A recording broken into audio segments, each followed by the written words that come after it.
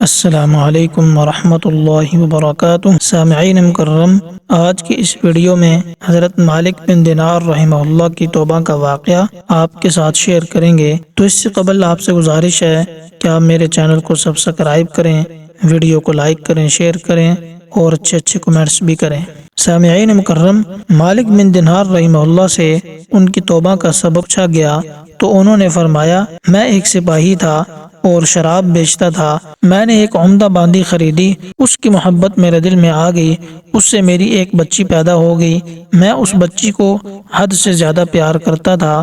جب وہ زمین پر گھسٹ کر چلنے لگی تو میرے دل میں اس کی محبت اور بڑھ گئی اور وہ مجھ سے مانوس ہو گئی، اور میں اس کے سامنے جب شراب لا کر رکھتا تو وہ آ کر میرے کپڑوں پر شراب بہا دیتی۔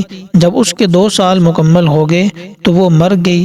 میرے دل کو اس کے غم نے بیمار کر دیا۔ 15 رمضان کو جمعہ کی رات میں شراب کے نشے میں مدہوش تھا۔ میں نے عشاء کی نماز بھی نہیں پڑھی تھی۔ میں نے خواب میں دیکھا کہ سور پھونکا گیا اور قیامت قائم ہو گئی ہے، مردے قبروں سے اٹھائے گئے ہیں اور تمام مخلوقات جمع ہو گئی ہے۔ میں بھی ان میں تھا۔ میں نے اپنے پیچھے سے آہٹ سنی، مڑ کر دیکھا تو ایک بہت بڑا اژدہا، کالے رنگ کا، آنکھیں نیلی ہیں، منہ کھولے ہوئے میری طرف دوڑ رہا ہے۔ خوف کی وجہ سے میں بھاگنے لگا۔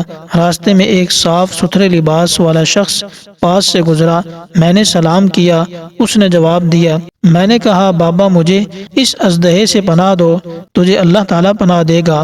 وہ بوڑھا رونے لگا اور کہا، میں کمزور اور ضعیف ہوں، یہ اژدہا بہت بڑا ہے، میرے بس میں نہیں ہے، آگے چلو اور بھاگو، شاید اللہ تعالیٰ تمہاری نجات کی کوئی صورت بنا دے۔ میں آگے بھاگنے لگا اور ایک بلند جگہ پر چڑھ گیا۔ ادھر سے میں نے جہنم کے طبقات کو جھانک کر دیکھا، ان کی ہولناکیاں دیکھیں۔ قریب تھا کہ اژدہے کے خوف کی وجہ سے میں ان میں گر جاتا۔ مجھے کسی نے آواز دے کر کہا، چلو یہاں سے، تم یہاں کے رہنے والے نہیں ہو۔ میں اس کی بات سے مطمئن ہو گیا اور وہاں سے واپس لوٹا تو اژدہا میرے پیچھے تھا۔ میں پھر اس بوڑھے کے پاس آیا اور کہا، بابا میں نے آپ سے درخواست کی ہے کہ اس اژدہے سے میری جان چھڑواؤ، آپ نے کچھ نہیں کیا۔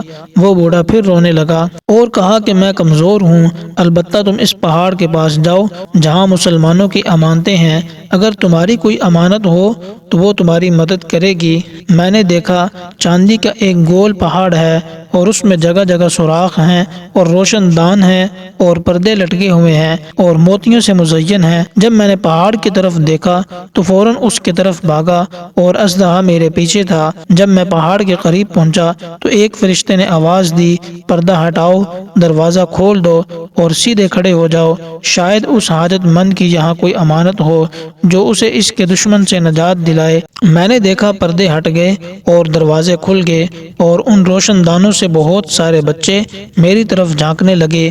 ان کے چہرے چاند کی طرح روشن تھے اور اژدہا میرے قریب پہنچ چکا تھا۔ میں حیران رہ گیا۔ ان بچوں میں سے ایک نے چلا کر کہا، سب آؤ، اس کا دشمن اس کے قریب آ گیا ہے۔ چنانچہ وہ جوک در جوک کھڑے ہو کر جھانکنے لگے۔ اچانک میری وہ بچی جو مر گئی تھی وہ بھی ان کے ساتھ جھانک رہی تھی۔ جب اس نے مجھے دیکھا تو رونے لگی اور کہا، یہ تو میرا باپ ہے، اور میرے سامنے کھڑی ہو گئی۔ اس نے اپنا بایاں ہاتھ میری طرف بڑھا کر میرا دایاں ہاتھ پکڑ لیا اور اپنے دائیں ہاتھ کو اژدہے کی طرف بڑھایا تو وہ بھاگ گیا۔ پھر اس نے مجھے بٹھایا اور میری گود میں بیٹھ گئی اور اپنے دائیں ہاتھ سے میری داڑھی پکڑ کر کہا، اے ابا جان، کیا مومنوں کے لیے وہ وقت نہیں آیا کہ ان کے دل اللہ کے ذکر کے لیے جھک جائیں؟ میں رونے لگا اور کہا، اے بیٹی، تم لوگ بھی قرآن کو جانتے ہو؟ اس نے کہا، ہم تو تم سے زیادہ قرآن کریم کو جانتے ہیں۔ میں نے کہا، اژدہا کے بارے میں کچھ بتاؤ جو مجھے ہلاک کرنے کے لیے تھا۔ اس نے کہا، وہ تیرا برا عمل ہے جس کو تو نے طاقتور بنایا ہے اور وہ تجھے جہنم کی آگ میں ڈبونا چاہتا ہے۔ میں نے کہا، اس بوڑھے کے بارے میں بتاؤ جو راستے میں ملا۔ اس نے کہا، وہ تیرا نیک عمل ہے جسے تو نے اتنا کمزور کر دیا کہ اب وہ برے عمل کا مقابلہ نہیں کر سکتا۔